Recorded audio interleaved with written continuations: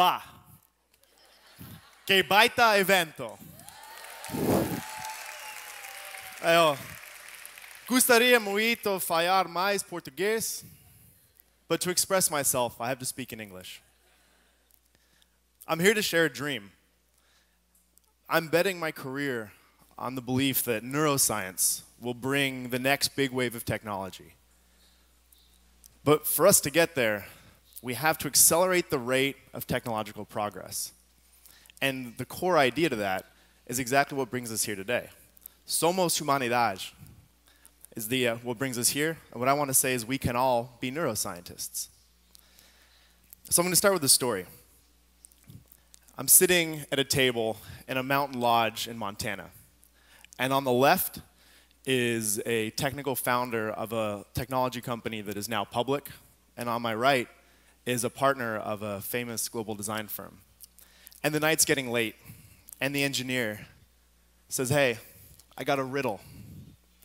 And the riddle is something like 4 people are at a restaurant and they pay for dinner and the waitress comes back and there's an extra $1. It's a math problem. And I'm about to answer and then the designer comes in and he said, that's a good one.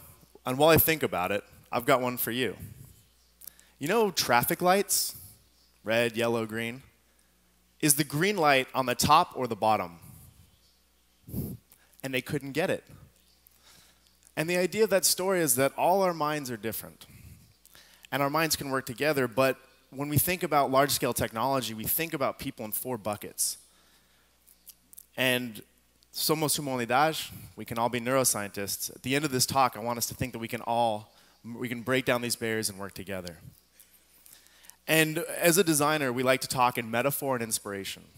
And this talk is big. It's about what we could know. And when you think about something big and hard, let's think of a simple metaphor, and that's that everything we know can be contained inside a circle. My dad told me this years ago.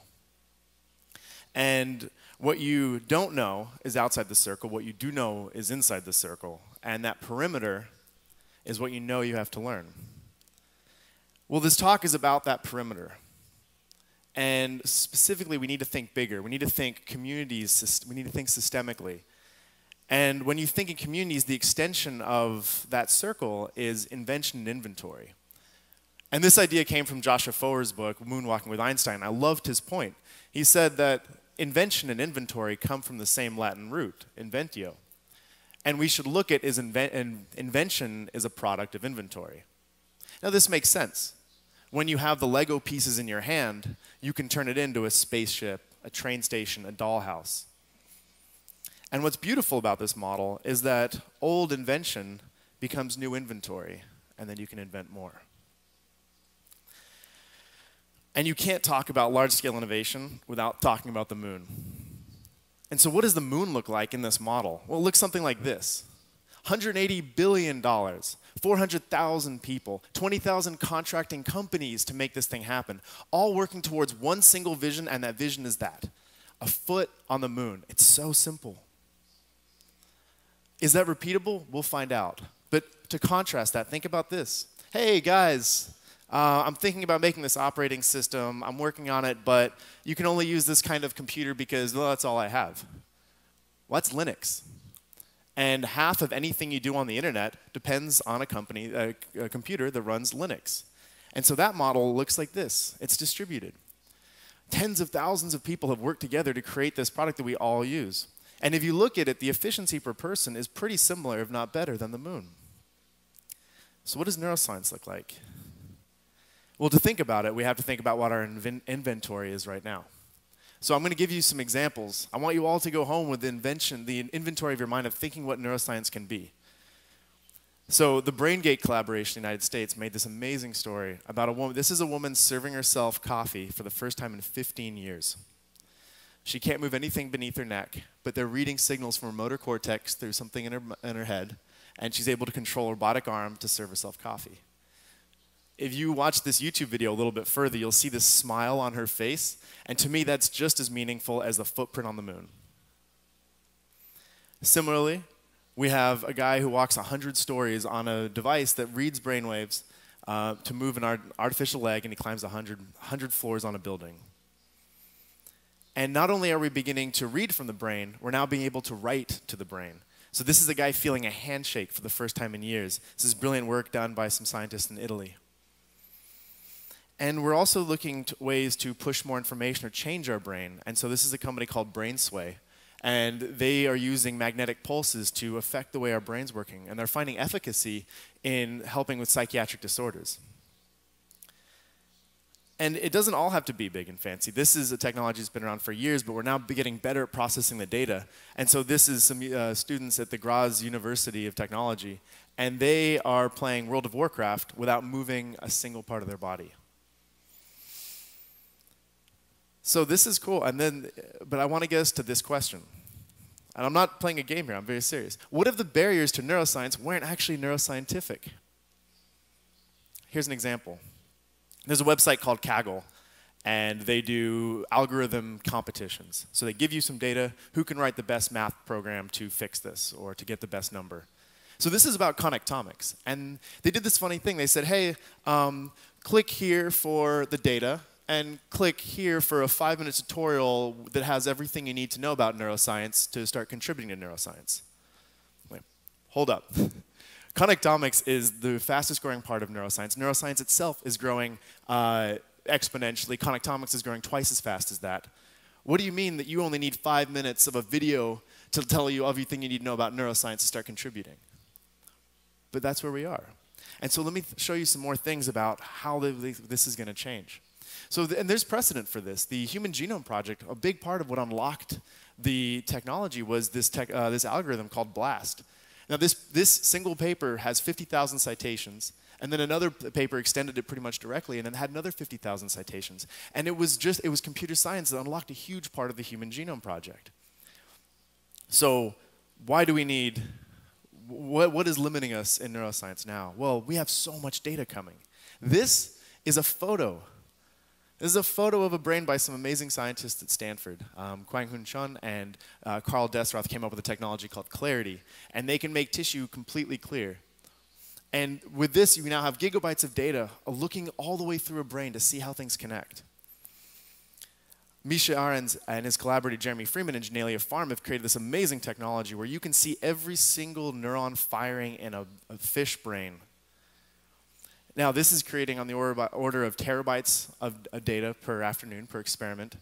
And you can imagine that's only going to grow. Paul Allen from Microsoft fame has created something called the Allen Brain Atlas, where he's taken 20,000 genes that we know are expressed in the brain, and he's put it all online for scientists to pull down and experiment with. And then electron microscopy, which has been around for years, is coming on with higher and higher data rates. 100 petabytes a year can be created from a single machine taking this. And we're going all the way down to seeing the tiny little pieces of vesicles that contain the brain information.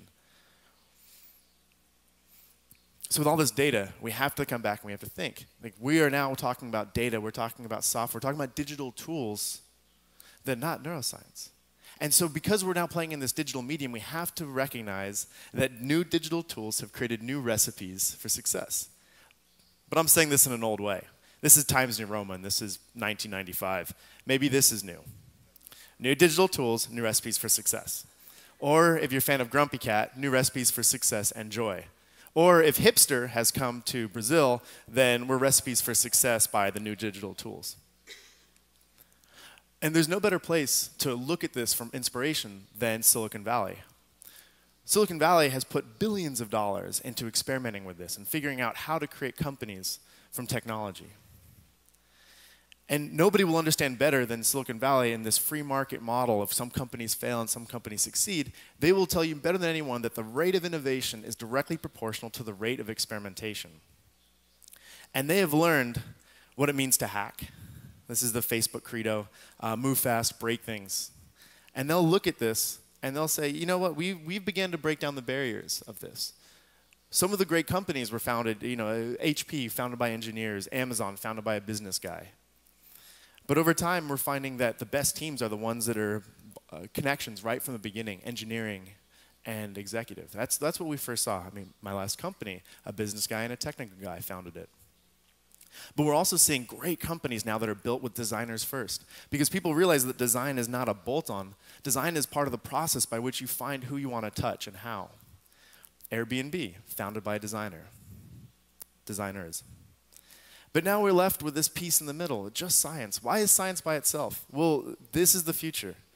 And a big person who's taking us there is Sebastian Sung, Professor Sebastian Sung at MIT, now at Princeton. And he himself was originally a physicist. And then he went to Bell Labs. He wrote seminal papers on machine learning. And then he got into neuroscience. And one day he's looking at this data. And he knows machine learning better than anybody. And he says, to do this, we can find neurons in here. We can extract we can look at these slices and we can find how these cells connect. And we need to know how these cells connect to tell us how the brain works. But the best computer algorithms aren't going to get us there. So he thought that we need to figure out a way to augment human intelligence and machine intelligence to discover the new parts of the brain. And so he created a game around this.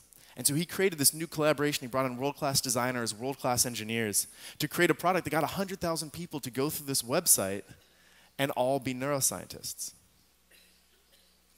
And the work is amazing and is now producing meaningful and incredible science. And this is the kind of blend that's going to be the future of neuroscience. So let's bring it back to the circle. This is the future of neuroscience. This is the diagram. We have the BRAIN initiative in the United States, where our government is putting money into that. And we have the European government is also putting a lot of money in the Human Brain Project. Both big and meaningful, and we need those initiatives. But at the same time, we need to think about all the other people that can now be involved. So we think about this. We think about something like this came from academia. Well, we now have companies that are being built from the ground up in brand new ways, solving the same problems. So this is a company called OpenBCI based in New York. And they made a company that was put on Kickstarter, doubled their goal. And they are so bold to say we can create research-grade technology at 1/10 the cost of what's been built. But what I like even more about the story is neither of those guys are neuroscientists. They're brilliant designers, they're engineers, and they love neuroscience. And because they've built something that's so good, now academia is coming to them. And artists are taking what they've built to extend that and bring the idea of neuroscience-enabled technologies to the people. This is an example. This is me and my colleague David Petrino. We're working on an art project to help a paralyzed artist paint again. And we're using OpenBCI to do this.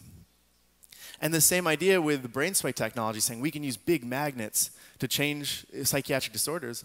Well, entrepreneurs are taking the similar idea and they say, well, we can do big magnets or we can do small electrical currents. And let's put it straight into the market. And so they've created a product that helps you play video games longer by sending electrical pulses in your mind. And I think thinking systemically, we need companies like this. Because this is testing how much people care about neuroscience. And at the same time, we have artists coming in. Because artists are often looked at as the earliest adopters of technology. So this is Mary Scahill in New York, who created an exhibition where people can see her brainwaves on little crystals in front of her. So what's special about today is the internet. This is George Church, who is a pivotal player in the Human Genome Project. And he said the internet has played a huge role in the Human Genome Project. But when he talked about the internet, that was the internet in 1993. And this is the internet now.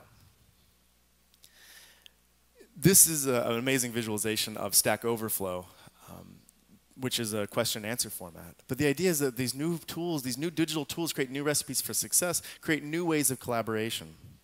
And at the same time, we're looking at these huge top-down events like the Human Brain Project and the Human Brain Project and BRAIN in the United States. We also have the push to think about what can come from the bottom up. And so Corey Bargman is a very respected neuroscientist who says creative science is bottom up. And Rodney Douglas said the same thing when he was looking in the Human Brain Project. He said, we need variance in neuroscience. And when they say this, I don't think they are imagining just how important the maker community is to innovation in neuroscience.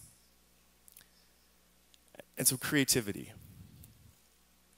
Creativity is so important, and the writer of The Little Prince had this wonderful idea. He said, once you see a rock pile and you see a cathedral in it, it's no longer a rock pile. And that idea is what's going to break down the walls between these different sectors of people. Because the only way we're going to innovate rapidly is we're going to see us all as part of the same inventory. And this is where neuroscience is going to go. Once we're all together in this, we can charge out in all these interesting directions. And some areas need designers more than engineers. Some people need more science. But this is where the future of neuroscience can go. And I so deeply believe that if we can figure these ways of taking these new digital tools and these new modes of collaboration, that we're going to be able to start charging into the dark just like we charged the moon. If you think about it, in the 60s, the whole country of the United States was rallied around the idea of going to the moon. Everyone stayed glued to their TV thinking about the astronauts, but also those incredible people who are making us those things possible. We think of these mythical creatures who have these unbelievable intelligences and these big blinking lights of $1 million of equipment behind them. But things are changing. Because those millions of dollars of equipment behind them, it now fits on your laptop. And for a couple $100, you can have your own, rereading your own brainwaves. And so if you get as excited as I do about what it took to go to the moon, and if you can realize that we can pack all that into a computer and any one of us can be neuroscientists, then you can think of that this is the age where we can all be rocket scientists. Obrigado.